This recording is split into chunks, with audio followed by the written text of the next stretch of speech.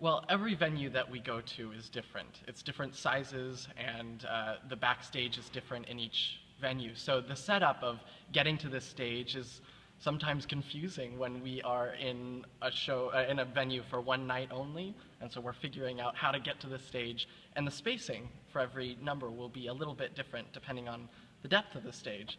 So it's interesting to negotiate that every night, and we have each other, and we know what the game plan is if we have more or less room in each venue.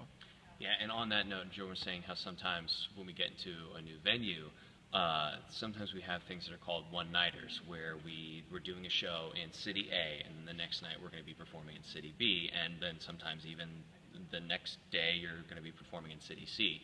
And so kind of some of the crazy logistics that go into the tour is that everything that you've been seeing around here, everything that you see that's on stage, gets broken down that night after City A, loaded up onto our 5 trucks. We've got 5 big tractor-trailer rigs that transport everything, and we've got 2 buses that then transport the cast and the crew.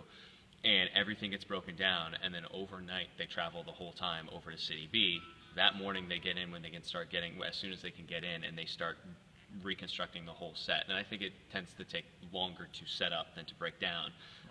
And then that night we're in City B, and then they do it all over again. So I always talk to people that I'm like, no matter how little sleep we're getting, we just shut our mouths, because our crew they are running on a fraction of the sleep that we're getting, and sometimes we're like, oh my God, we're so tired, and then, and we'll be sleeping on, we have what's called seat sleepers and floor sleepers.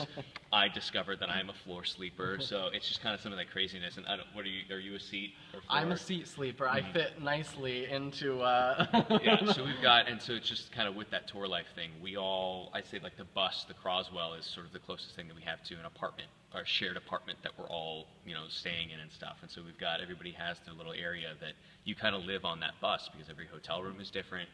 Every theater is different.